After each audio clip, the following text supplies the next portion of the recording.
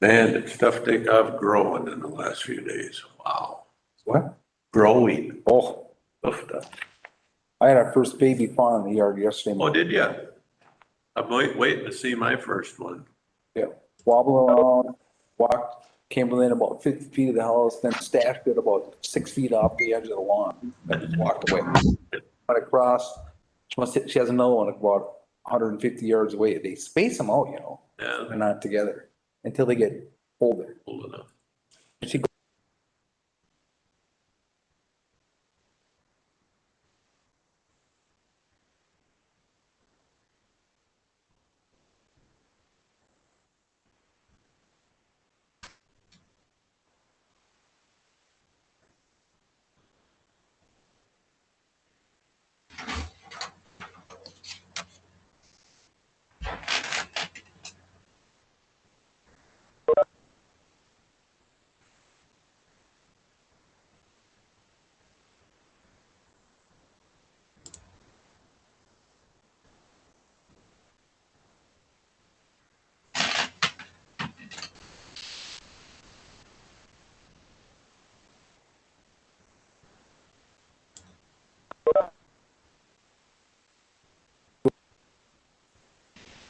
Morning. Morning, Terry.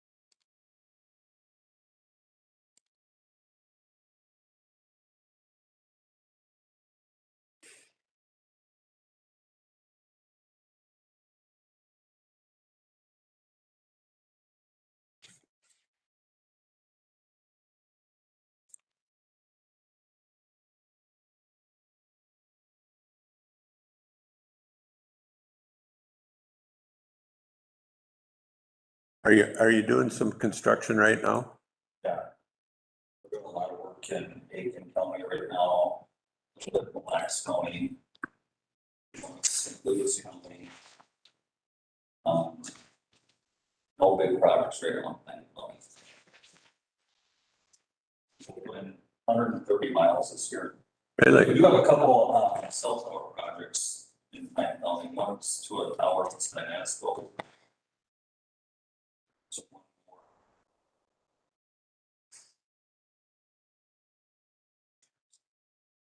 Please. Who are you representing? Morning, Leslie. Yes. How are you? I think I talked to you on my driveway on the government. Good morning. Possibly.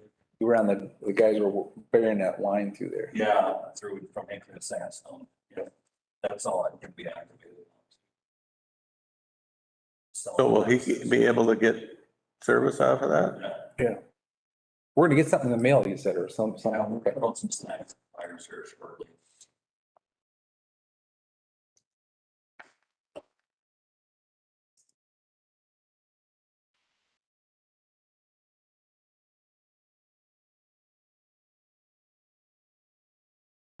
What do those guys have to do when they come along with the trailer and pull? Are they fusing them ends together? Splicing the fiber together, yeah. We can splice it. Big project. That is, So do you have your own crew that does that or do you contract that? we contract out a little bit, so. In-house, we have a mainline crew, we have a boring crew, we have 2 drop crews, we have a full-time maintenance crew, and then, 2 drop crews, and then we have 2 fiber slicing trailers. Yeah, I saw those guys. The guys that I saw were your guys, I think. Yeah, so that's what we do in-house, there are 2 fiber slicing trailers. Is Pat still working with you guys too? Yeah. That guy in the office? Doesn't he? Yeah, He's our, one of our office managers. yeah. Yeah, I used to live in town and had a chat with him a few times. Yeah.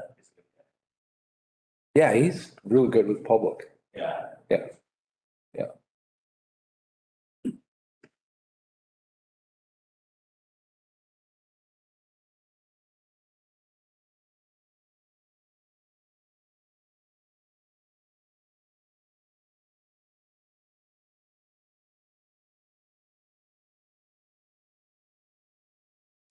Is the Audubon happy with their service out I there? think so. Yeah, I haven't talked to them really since they were set up, but I think that's probably good news that we haven't heard from. Yeah. Yeah. Brian? Okay, it is 10 o'clock and we'll begin. I'm assuming everyone can hear us. Vicky, Pam, Harry. I see head nods. I can hear you really good, Steve. Okay, thank you. Mhm. This is the special meeting, Monday, May 24th. The meeting will be held in person via WebEx, video conference, and streamed live on the internet. The public may join the meeting via WebEx in person in the meeting room or watch a live stream. If joining the meeting in person, the total number of persons, including commissioners, cannot exceed 10, and social distancing will be in effect. The governor of the state of Minnesota has issued Executive Order 20-01 declaring a peacetime emergency and coordinating Minnesota's strategy to protect Minnesotans from COVID-19. On March 24th, 2020, the Pine County Board of Commissioners declared a local emergency for Pine County.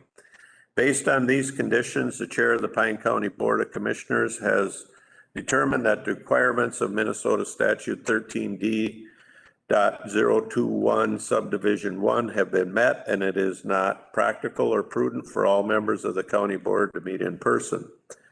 The public is invited to join the meeting in person or remotely. And with all that said, we'll call the meeting to order and rise for the pledge. I pledge allegiance to the flag of the United States of America and to the republic for which it stands, one nation, under God, indivisible, with liberty and justice for all.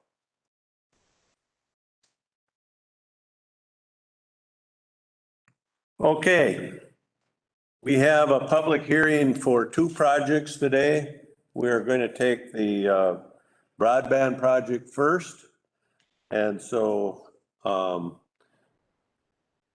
this is a hearing that has to do with the Department of Employment and Economic Development, DEED, Community Development Block Grant, Coronavirus Project, short for CDBG-CV, get all that.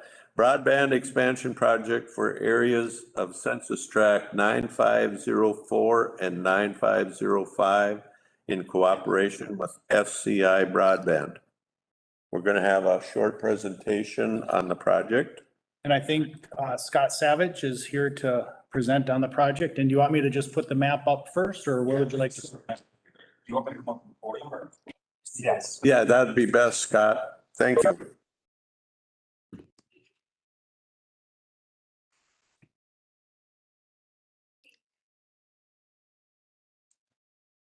Not sure if we want to start with the map. That works. And this is Scott Savage from Savage Communications that'll be presenting here.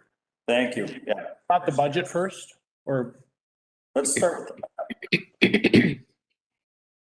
So, again, appreciate you having us here today.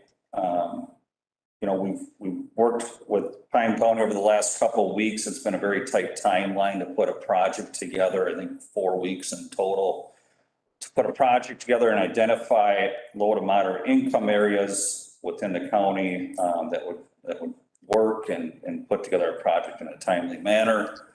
We've identified those areas on the map. You can see in orange, those are areas that would qualify for this grant.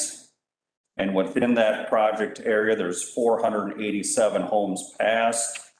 And it looks like the total mileage within that area is 87.9. If there's any questions on the map up here or not. Scott, do you just want to, you've got some different labels. There's RDOF and there's LTD RDOF. Do you want to just explain how those pertain or fit into the project or don't? Absolutely. So the purple is SCI RDOF that was awarded. And then you can see the blue areas, that's LTD areas that were awarded. And you can see the LTD areas are kind of really sporadic through this service area. There's not a whole lot there. And SCI within the project area is probably the biggest winner with regard to RDOF. So we're trying to work in and around those areas. We can't use this funding to go into these areas as well. We cannot have duplication of funds. And we are aware of that. Those funds are not included in here. So we're not using duplication of funds for this project. And then the white areas, that's an area that does not qualify. That's not an LMI area. Do you mind getting me a tea? You want to go over to we can go over the capital outlay for the project.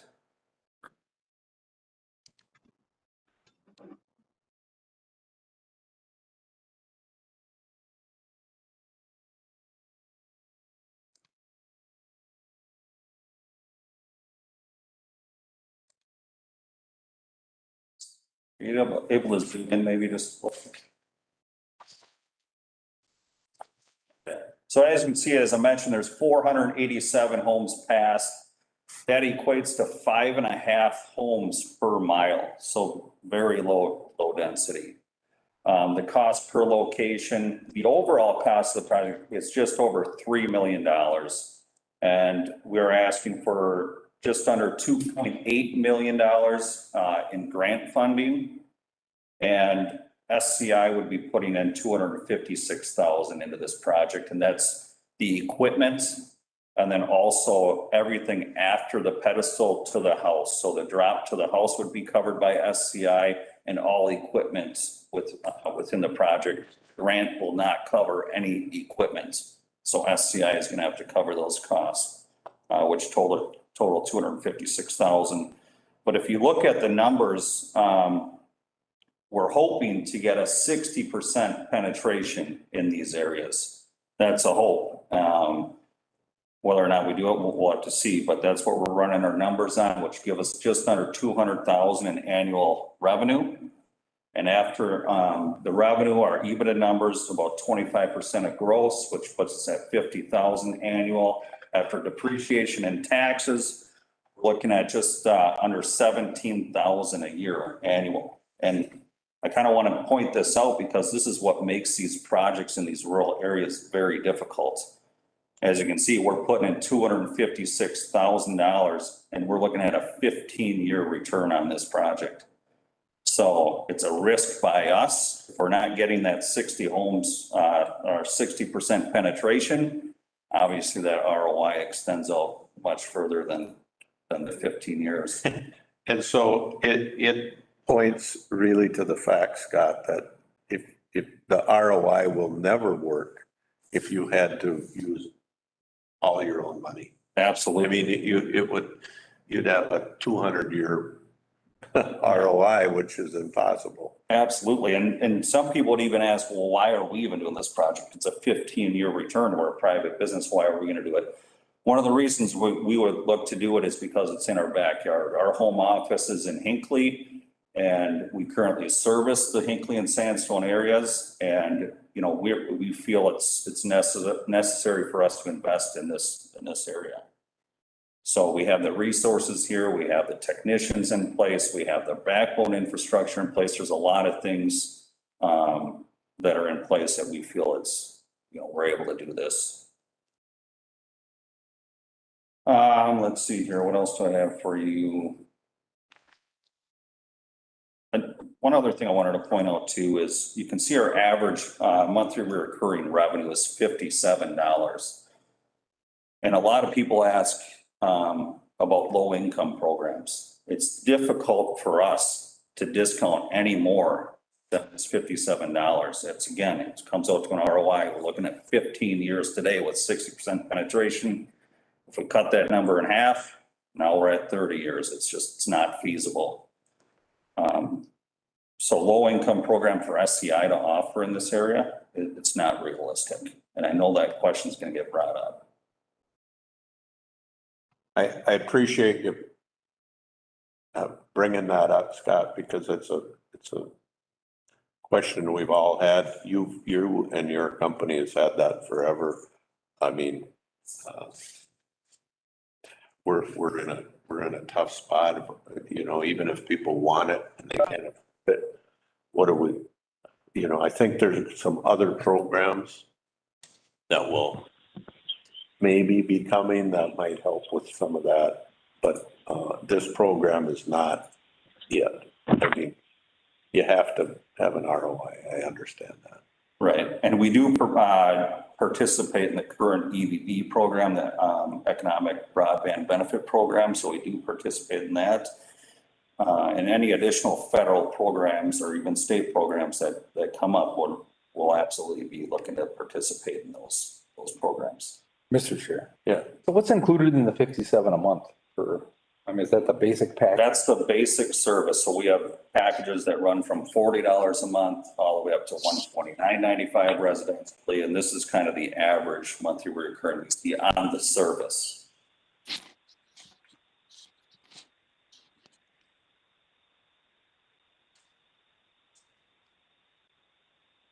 With that said, I don't know if you have any additional questions, you know. Anything? I do. Yeah, I can. it is the time for the board to ask questions. So Terry, if you have. It is time? Yep, right now.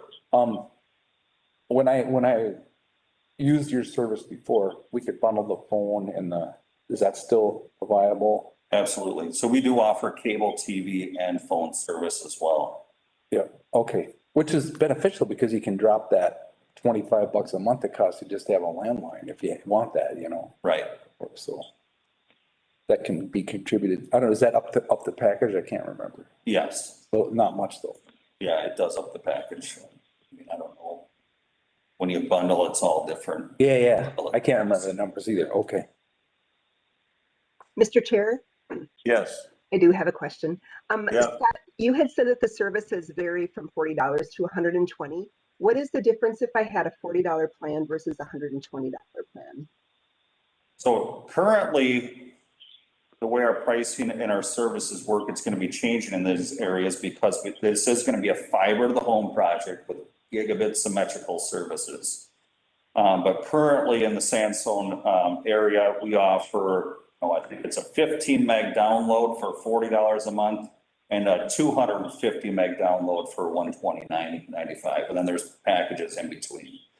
I know it doesn't pertain to this project, but we are doing an upgrade in the Hinkley Sandstone area 2 in our HFC network, our existing network, which would be 1 gig down by 100 up.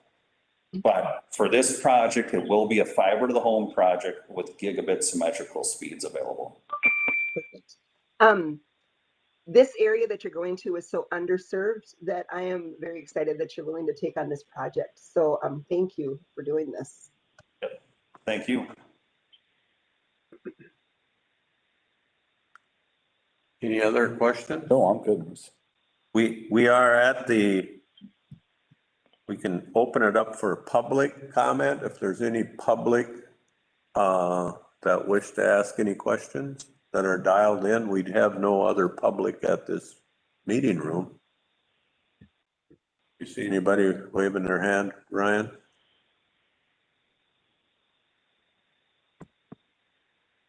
There's one more comment I can make. Yep. We have 30 months to build the project. And we do expect the project to be completed within that 30 months. We're not willing to commit to an earlier date just because of supply chain issues right now throughout our industry with getting fiber and equipment in. But we do feel confident we'll finish the project within the 30-month timeline. What about contractors? If they have the product, can you get contractors to do it? Yeah, absolutely. But it's our response, whether we have a contractor or not, it's our responsibility to get the actual physical material here. Right. Yeah. We will close the public part of the public hearing. And one last shot from any of the commissioners for any questions.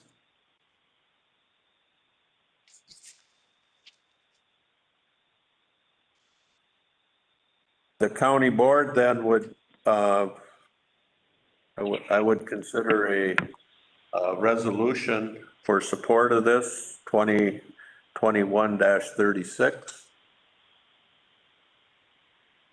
Commissioner Ludwig will move that. Thank you. Commissioner Lovegren will second.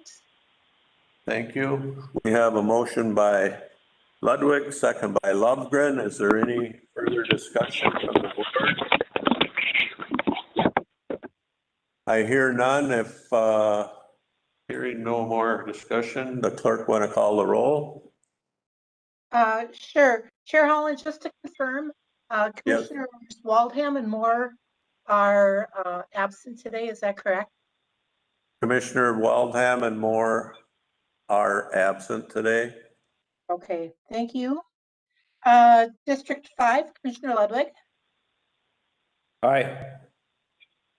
District 1, Chair Holland. Yes. District 3, Commissioner Lofgren. Aye. Thank you. Thank you. Thank you, Scott.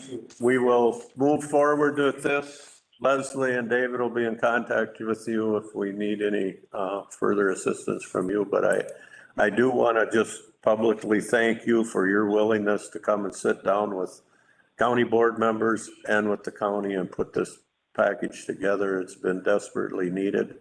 It's really our first public-private partnership with broadband that we know of. So thank you much for stepping up to the plate. Absolutely. Appreciate it. We appreciate the support as well, and the partnership is very important to so to get these projects going. Yep. Thank you. Thank you. Appreciate it. Thank you. Looking forward to seeing that SCI truck around the corner, you know. All right. Keep chipping away, you know, we only got, 298,000 acres left to play to, so. Okay. The next public hearing will be the Department of Employment and Economic Development Deed Community Development Block Grant. And this is a grant for a shelter improvement project in cooperation with A Place for You. Who's gonna lead this one off? Vicki, Pam? I don't know. Vicki, you're muted.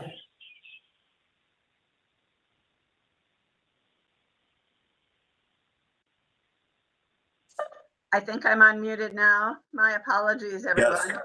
I can hear you now. Yes. Awesome. Either Leslie or I. Leslie, did you wish to speak to this, or would you like me to start? You can do it. Okay. All right. I am the executive director of A Place for You, the transitional homeless shelter that has its center here in Pine City. And I want to first thank you for allowing us to come to this meeting and for Pine County to potentially be our host for this project. This is a unique opportunity for the shelter, and we are very appreciative of it. I want to just give a 30-second overview of the shelter for those who may not be familiar with it, and especially our call-in folks who may not be familiar with it.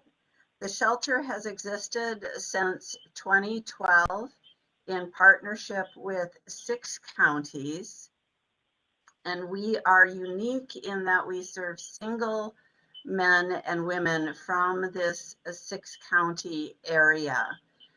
We are funded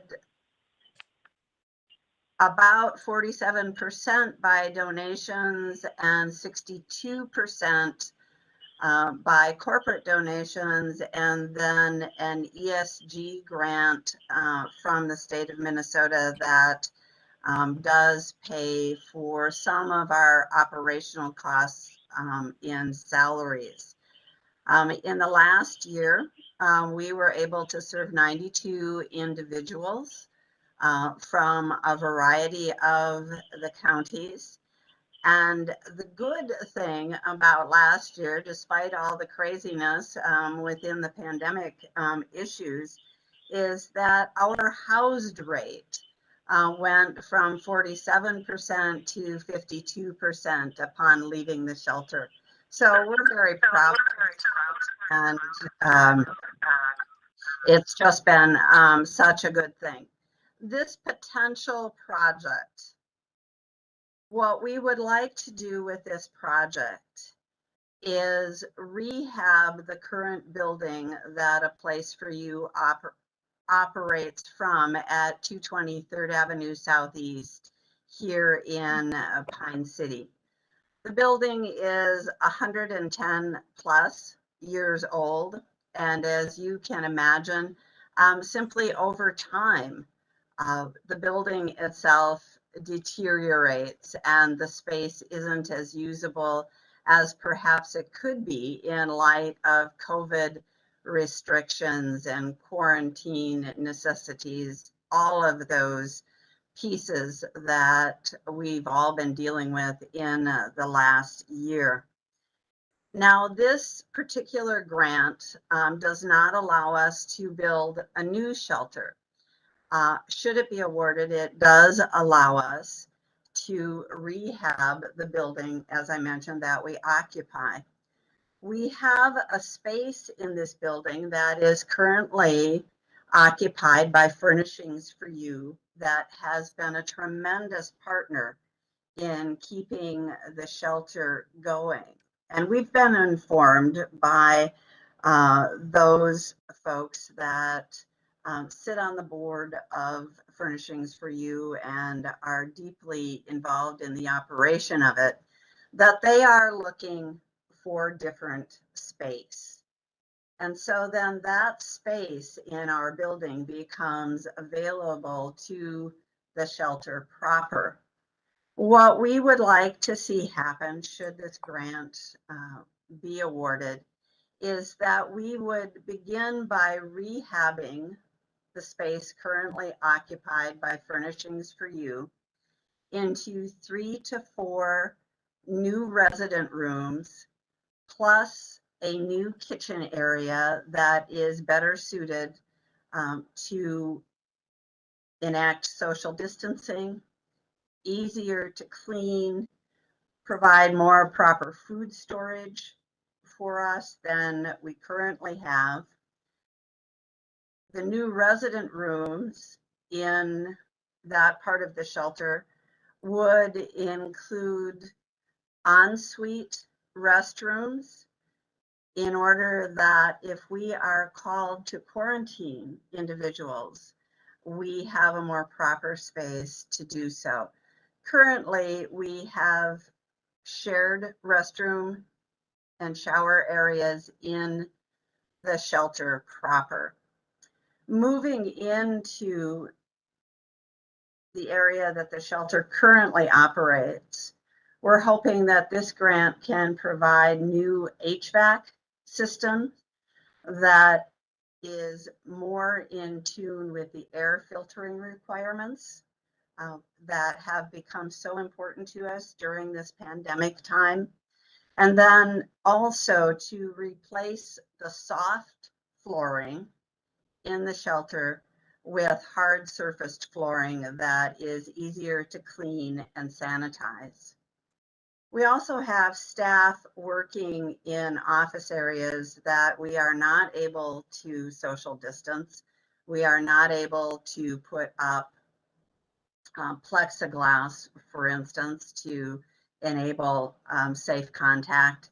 So our present kitchen areas would be remodeled into office and meeting space. They're about 10 by 10, so they're not huge, but that gives us a little more social distancing and a little bit more private meeting space if that becomes possible.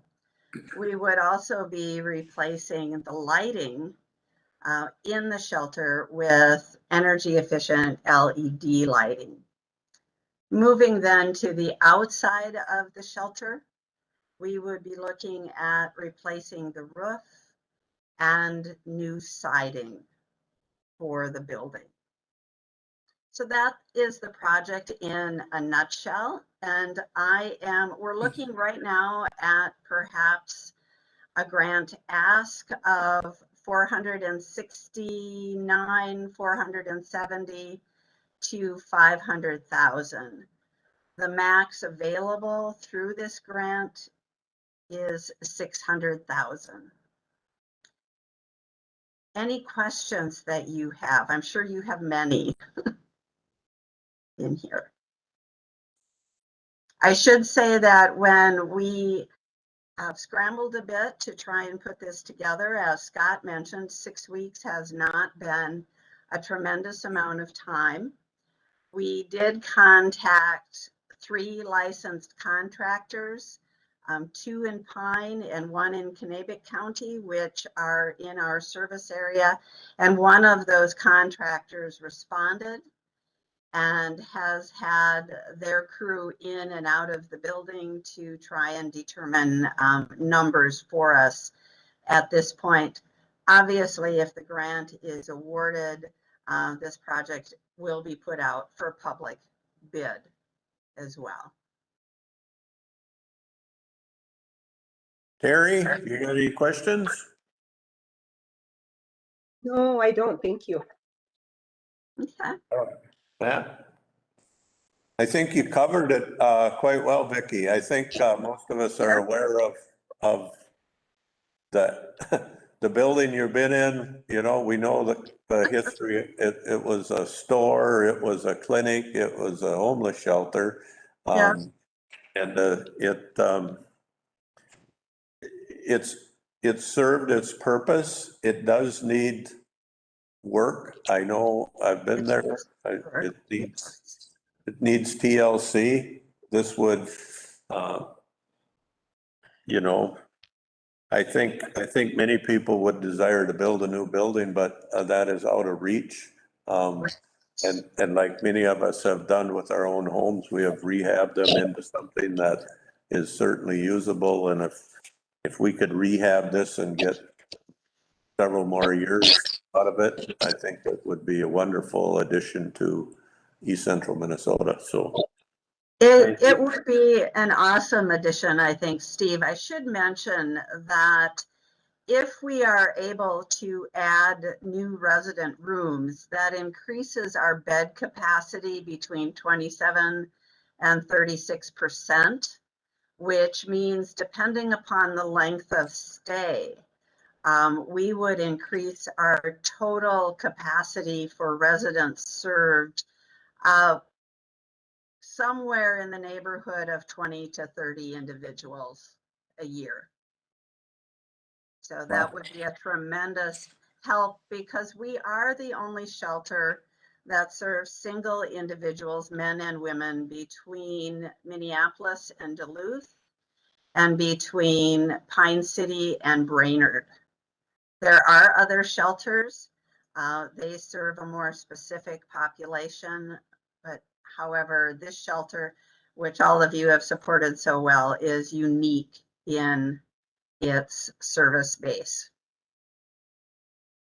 I think when in 2010 or so, when people started talking about a shelter, I might have been one person that said, who is homeless in Pine County? And people started pointing me in directions that I hadn't looked before. And I have continued to be amazed at the amount of people that have been turned away on a monthly basis because we have in, or they don't meet the criteria that is set down by the board of directors that you have to Right. keep your nose clean to be there. So it does serve a wonderful purpose. If we're getting now 52% of the people to help them get straightened around so they can get a stable housing situation, I think that's a huge accomplishment. So thank you, Vicki, and Thank you. been involved. Do we have anybody from the public that's on the call that wishes to say anything?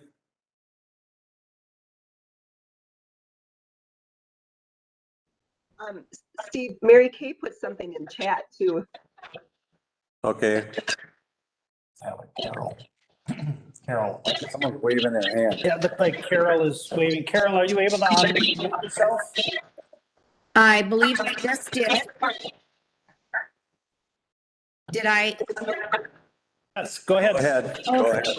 I think this proposal to help this grant is really phenomenal. You know, Vicki did kind of summarize the history and everything. And if you've ever even taken a walk into the building, you know, it just, we've had many, many people in the past that have offered their volunteer time and their skills and their TLC keep the building as great looking as it is. But I think to take advantage of this proposal would just be wonderful for the people that are homeless right now and to make it more like a home for them. Thanks, Carol. Carol, for the record, could you state your name and where you're living? Yes, Carol Vanderhork, Pine City. Thank you. You're welcome. Anybody else?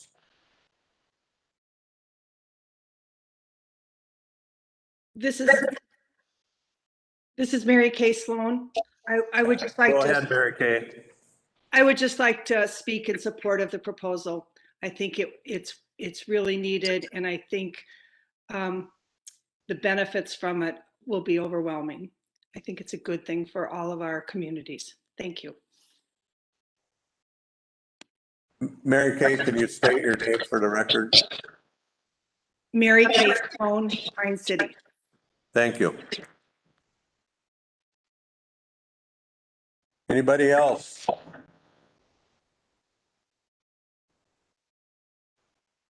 Got anybody? Right. Okay, we'll close the public part of the hearing.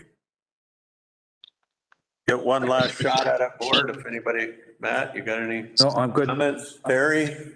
No, I'm good. I think it's a great plan that they've got going. We'll then look for a resolution 2021-36. Wait a minute, I'm on the wrong resolution. 37, 2021-37. This is Terry. I'll make a motion to pass resolution 2021-37. Thanks, Terry. Commissioner Ludwig will second. Thanks, Matt. We got a motion by Lovegren, seconded by Matt. Any discussion? If not, the clerk will call the roll. District 5, Commissioner Ludwig. Aye. District 1, Chair Holland. Yes? District 3, Commissioner Lovegren. Aye. Thank you. That concludes our public hearings for the day and the agenda. No further business on the agenda. I will declare the meeting adjourned. Thank you all for showing up and taking part in the meeting. Appreciate it. Thank you, everybody. Hey, Terry, stay on. Okay.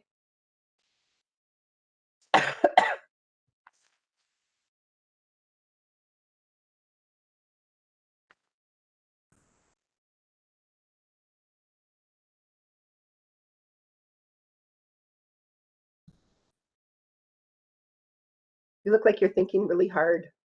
I'm just watching the participants as they go. So I registered you for that commissioner conference for July. Okay. Oh, thank you. Yep, wondering what your thoughts are as far as lodging. No clue. No clue. Okay, because What there is is there's a component with it. And Mhm. so, you know, some commissioners, they drive back and forth, others prefer to stay. So I just want to get your thoughts on that. Lodging is available at the same location as the conference. Let's do that. I hate driving down there. Okay, Yeah. so Yeah. it's a Wednesday, Thursday, Friday conference. So I'll make reservations for Wednesday night and Thursday night. Perfect. Thank you, Deb. Yep, okay, perfect. Yeah. All right, Terry. I'm so sorry that email got buried in some other ones. And so I did not see it until this morning. And I was like, oh, I wasn't No, avoiding. that's okay. And I guess I should not assume. I just assume that since I